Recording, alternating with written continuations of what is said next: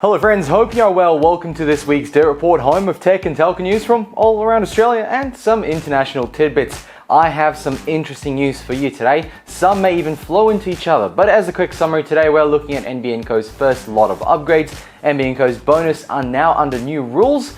No Cartier watches on the list, that's for sure. Telstra's profits sky high, and on the international news, we have PC parts manufacturer Gigabyte hit by ransomware. Thanks for jumping in. Make sure you like this video if you did, subscribe if you would like to support us, and if you haven't already, check out the Nielsen NBN research panel, share your NBN speeds, and get rewarded with points to turn into vouchers for places like Amazon and Bunnings. Links below for more details. Let's roll the intro and get started.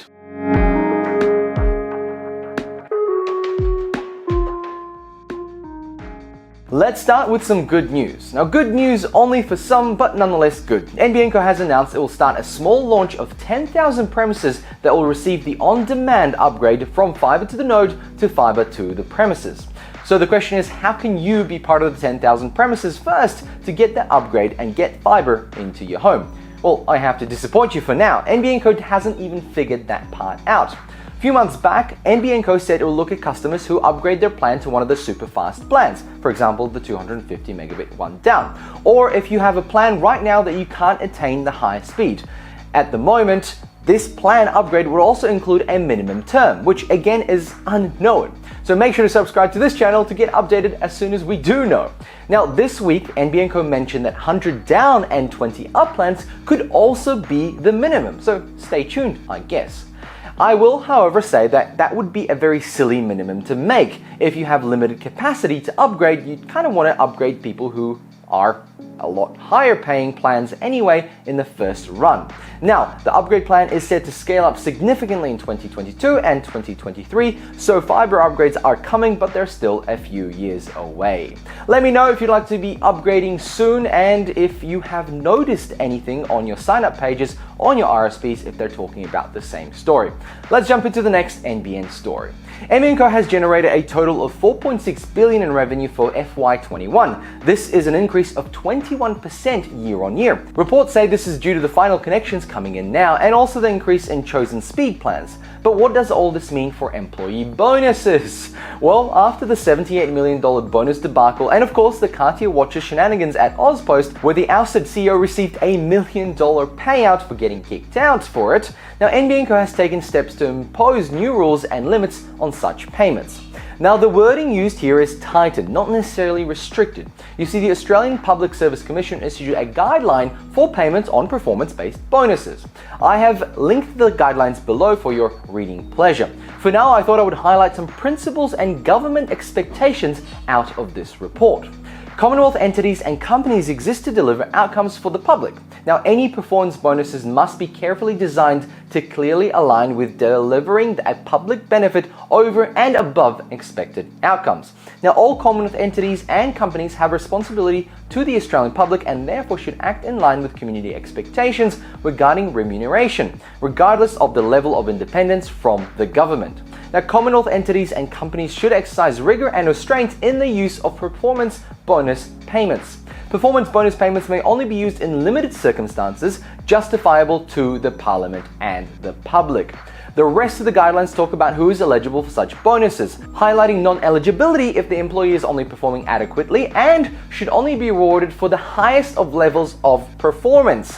Now, the new rules also outline who should not be getting any bonuses. For example, someone who is in a position that involves tax revenue raising and those related to cost-neutral programs, cost recovery programs, or regulatory activities. Many of these guidelines drew condemnation from the opposition, of course, especially the part that states entities will need to exercise rigor and restraint and only use bonuses in limited circumstances justifiable to the Parliament and the publics. Oops, looks like bonuses can be scrutinized. Sounds like some executives won't be getting their $1.3 million payout just for waking up in the morning. How sad.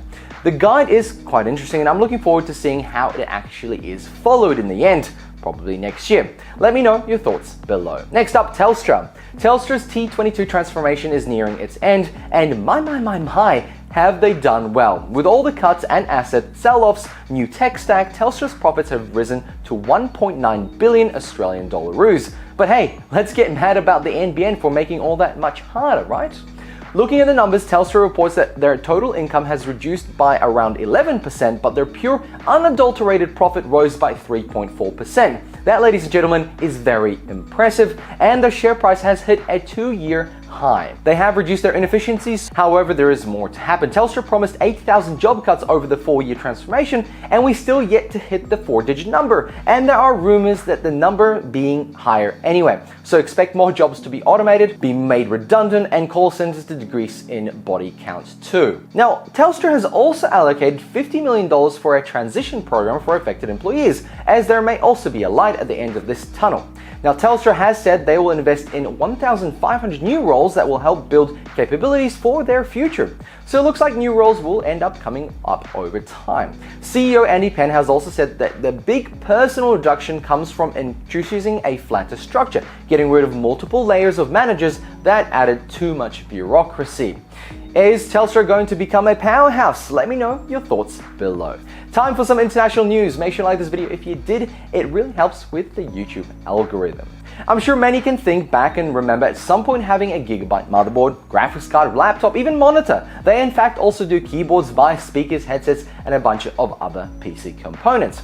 Gigabyte is a computer company, and you would think that one would lend you to have some prevention knowledge or a system in case of a cyber attack. Well, it seems that that is not the case at all. The Taiwanese manufacturer of gaming computer gear was targeted in a ransom attack this week. Successfully penetrating the security, the attackers have stolen 112 gigabytes of data. Now, the worst thing of all this is that the data is not just gigabytes. The stolen hoard also contains data from Intel, AMD, and American Megatrends. Much of the data from these companies is under an NDA. If you don't know who American Megatrends is, you may remember the logo when you boot up your computer back in the old days.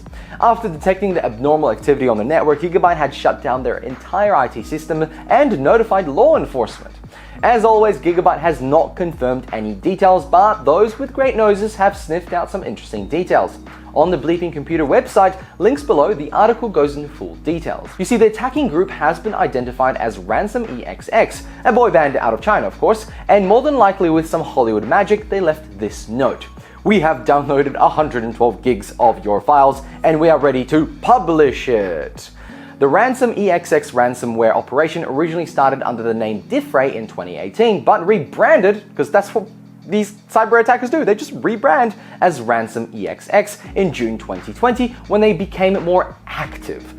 Like other ransomware operations, Ransom EXX will breach a network through remote desktop protocols, exploits, or stolen credentials. So no matter the company, even one that bundles McAfee in its motherboards, it is not immune to ransomware attacks. And on that reality check, we have to end this episode. Thank you very much for jumping in. Make sure to smash that like button and leave a comment with your thoughts about today's stories. I'll chat to you there. If you haven't already, make sure to subscribe. It helps a lot, and it's a free way to support us. And links below for the Nielsen NBN panel, and it's all pinned in the comment and description below. Thanks for watching, and bye!